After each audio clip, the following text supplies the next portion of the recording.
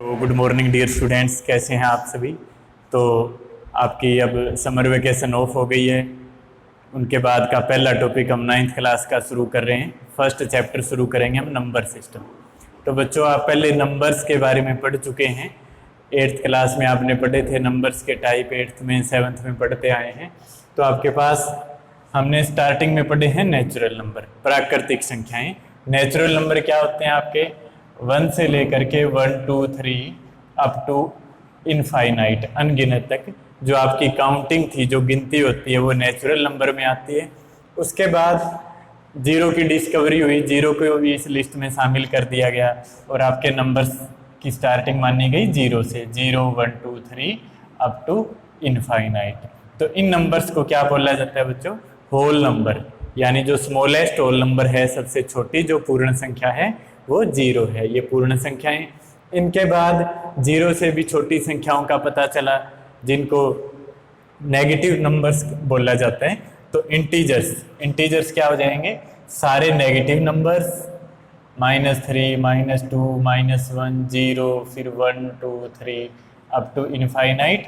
इनकी स्टार्टिंग भी कहाँ से है?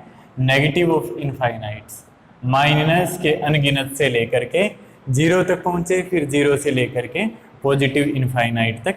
ये सारे हमारे क्या, ये जो पूरा सेट है वो क्या कहलाएगा? आपका इंटीजर्स। ठीक है स्टूडेंट्स। तो इसके बाद में ये जो दो नए वर्ड हैं आपके लिए आएंगे, ये तीनों जो हैं natural number, whole number, integers, आप स्टडी कर चुके हैं इनको 8वीं क्लास तक। अब 9th क्लास में दो नए वर्ड आएंगे आपके सामने, rational numbers and irrational number. तो रैशनल नंबर क्या होता है बच्चों? इसकी जो डेफिनेशन है वो भी आपको अच्छी तरह याद रखनी है। तो क्या होगा rational number? The numbers which can be written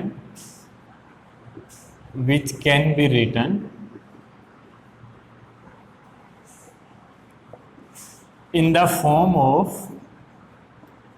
P upon Q, where Q is not equal to 0। ठीक है बच्चों।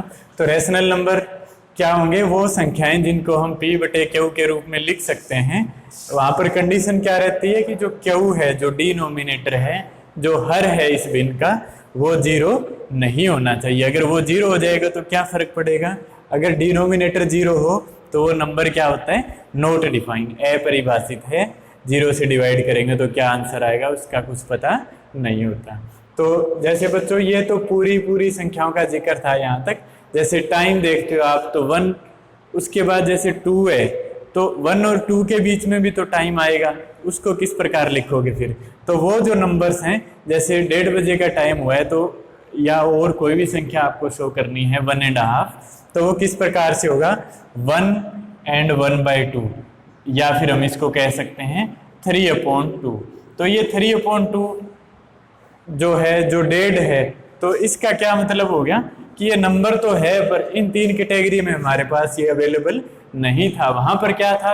1 के बाद सीधा 2 का जिक्र था, बीच में जो नंबर्स आ गए उसकी उनकी कोई चर्चा वहां नहीं हुई थी। तो ये जो नंबर्स हैं वो बच्चों क्या होंगे? रैशनल नंबर, जिनको P अपॉन Q के फॉर्म में लिखा जा सकता है। अब इसका अपोजिट जो है इरेशनल नंबर, यानी वो नंबर जिनको P अपॉन Q की फॉर्म में नहीं लिख सकते, ये होते हैं बच्चों इरेशनल नंबर। तो इरेशनल नंबर की पहचान आपकी क्या रहेगी? जो भी नंबर्स अंडर रूट आते हैं एक्सेप्ट परफेक्ट स्क्वायर नंबर, कि नंबर अंडर रूट आया हुआ है परंतु वो पूर्ण वर्ग संख्या नहीं है, तो उन संख्याओं को आप क्या बोलेंगे? इरेशनल नंबर, अपरिमेय संख्याएं। ठीक है बच्चों। √3 के बाद √5, जैसे √4 है तो √4 है वो परफेक्ट स्क्वायर नंबर है। परफेक्ट स्क्वायर नंबर मीन्स जो √4 है उसकी एक डिफाइंड वैल्यू है, वेल डिफाइंड वैल्यू है, यानी वो 2 आएगा।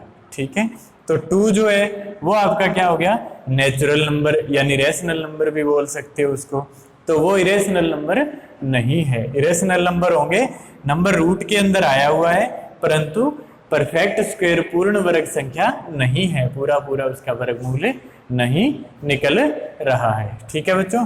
तो अब आपके पास जैसे एक्सरसाइज स्टार्ट करेंगे आप 1.1 जो दे रखी है, उसमें पहले ही आपके पास क्या पूछा हुआ है कि क्या 0 जो है वो परिमेय संख्या है या अपरिमेय संख्या है, रैशनल है या इरेशनल है। तो जो 0 है बच्चों, शून्य, हम उसको क्या लिख सकते हैं, 0/1, यानी 1 किसी के भी अपॉन में आप ले सकते हो, वो उसके आंसर के ऊपर कोई प्रभाव नहीं डालता है। तो 0 को 1 से डिवाइड करेंगे, ये आपकी फॉर्म कौन सी बन गई, P/Q, जहां पर P की वैल्यू आपकी 0 है, Q की वैल्यू 1 है, और Q is not equal to 0, Q जो है वो 0 भी नहीं है। इट मीन्स 0 का क्या जवाब देंगे आप, 0 जो है वो रैशनल नंबर है, आपकी परिमेय संख्या है।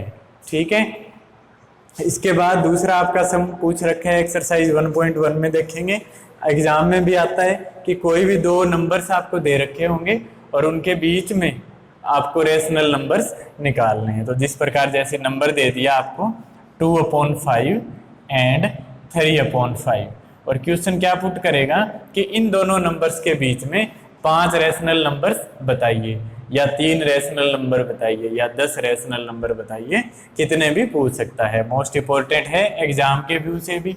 तो देखिए बच्चों, इनमें आप क्या करना होता है, नंबर को बड़ा कर लेते हैं by multiplying some other number. जैसे 2/5 है, मान लीजिए मैं इसको 10 से मल्टीप्लाई करवा लेता हूँ न्यूमिनेटर को, तो 10 से डिनोमिनेटर को करवा लिया, नंबर पे कोई प्रभाव नहीं पड़ा, वो सेम रह जाएगा।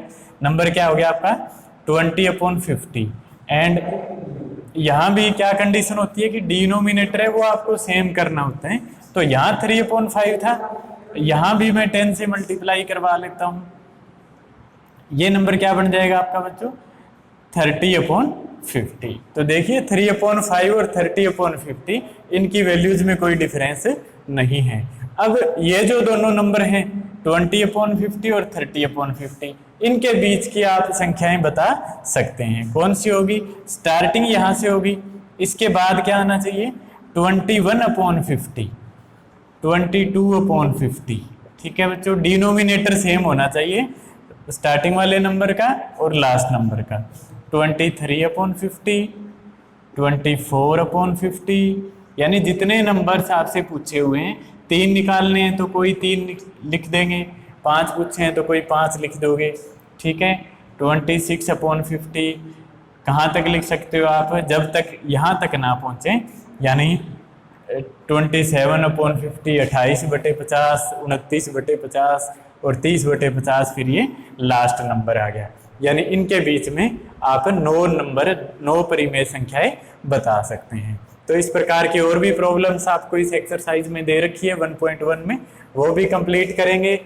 ये जो रिवीजन है, बेसिक रिवीजन, ये आपने करनी है। उसके बाद रैशनल नंबर जो हैं वो बाय डेफिनेशन नोटबुक में नोट भी कर लें और इनको लर्न भी करें। ठीक है बच्चों, ये आपका आज का काम रहेगा।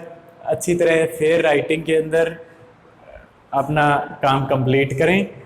इसके बाद का जो टॉपिक है वो कल हम आगे प्रोसीड करेंगे। ये नंबर लाइन भी आप देख लेना थोड़ा, जो 8th क्लास में कर चुके हैं। नंबर लाइन होती है, मिडिल ऑफ द लाइन 0 होती है, राइट साइड में पॉजिटिव नंबर्स और लेफ्ट साइड में नेगेटिव नंबर्स।